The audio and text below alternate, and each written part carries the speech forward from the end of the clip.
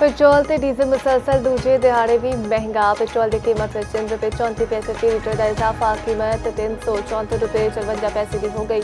High speed diesel ₹5.27 महंगा। फी litre कीमत ₹395.69 मुकर्रर।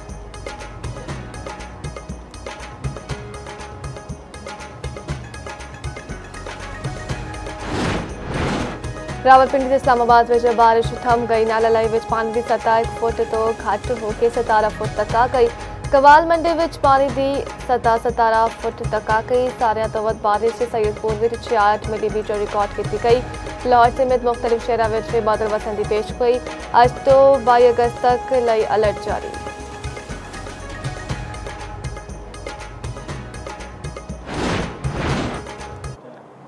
UAE ने ईरान के नाल तजारती ताल्लुकात ता हुक्म सानी मुअत्तल कर दिते। UAE वजारत खारजा के मुताबिक खिते विच वधी कशीदगी के 22 फैसला किया गया। कशीदगी इलाकाई आलमी अमन ते सलामती को नुकसान पहुंचा रही है। ईरान ने अमारात उत्ते मिसाइल हमले का बयान मुस्तरद कर दिता। फर्स्ट फ्लैग ऑपरेशन तो खबरदार रहन का इंतबाह।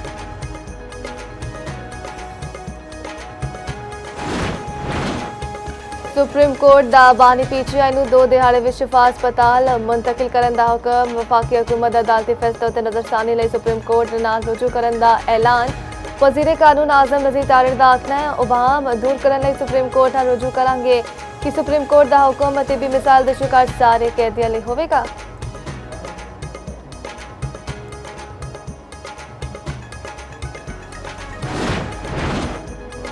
ते कराची के मुख्तलिफ इलाकों में रात भर पुलिस का एक्शन। 7 मुबैना पुलिस मुकाबले में 4 डाकू हलाक, 6 डाकू जख्मी हालत में गिरफ्तार। दूजे पासे नॉर्थ कराची में फायरिंग का वाकया, 2 अफराद जाँ बाग करने वालियां विच एक वकील ते दूजा प्रॉपर्टी डीलर सी।